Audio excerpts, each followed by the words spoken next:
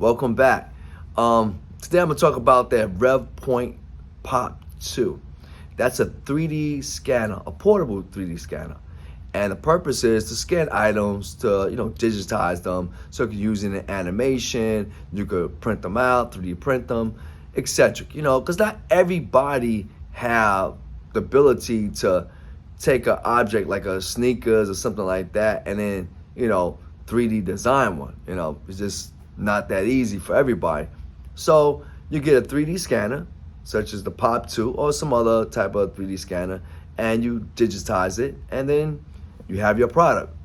With that being said, the Pop 2 the hardware is pretty solid. I use a thermal imaging camera to see how hot it gets and see how, basically test and see how efficient it is. One thing I've noticed though is the software, it needs work. The software is, it's not that great. They did come out with an update. I do want to let you know they came out with an update, and it did improve as far as the tracking is concerned. However, the features, it just need to be better. I have other scanners that cost, a couple $1,000s. And the thing that I see that really separates one scanner from another scanner, we're talking about, these 3D scanners, the biggest thing is software. Software is so, I'll tell you, it is so important. It'll make or break a product. It really will. And they have to. RevoPoint, they gotta nail down the software. They really, really do. And I believe if they do that, it'll make a huge difference. Now, I definitely printed out some products already. I printed out, sneakers. I scanned the sneakers. I scanned some sandals and some other things I did. And obviously, I made it small. I didn't do no post-processing or anything like that. I wanted to see how the Pop 2 worked raw, without no clean, barely any type of cleanup, and without using some other third-party program to do the cleaning up and, redesign or, that thing. So I just took it straight off the press, basically, if you want to call it that. Yeah, so one thing I've noticed is that the scanner, the Pop 2 scanner, it stays on. You may say, well, what's wrong with that? Well, I would think that, if you're not using it, why is it on?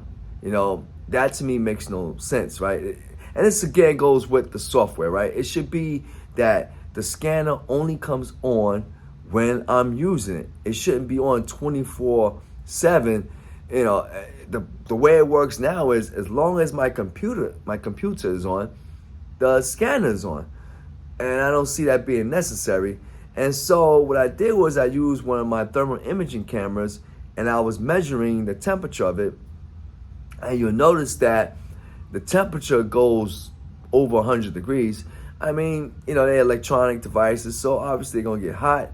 But the thing is that it's drawing energy, which it shouldn't, which makes it kind of inefficient, right? It's a little bit inefficient at that point in time. So, I mean, they gotta work on that. But with that being said, I'm gonna do a lot more scanning and testing on it, and I'll let you guys see for yourself, the end result.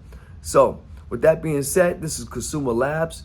We're gonna do some more product review on the Pop 2, so stay with us. And it's honest, by the way, ladies and gentlemen, I bought it. They didn't buy it for me. They didn't give me no type of free product. I bought the product, and now I'm testing it so you can see firsthand how effective the Pop Scanner 2 is. With that being said, we'll talk.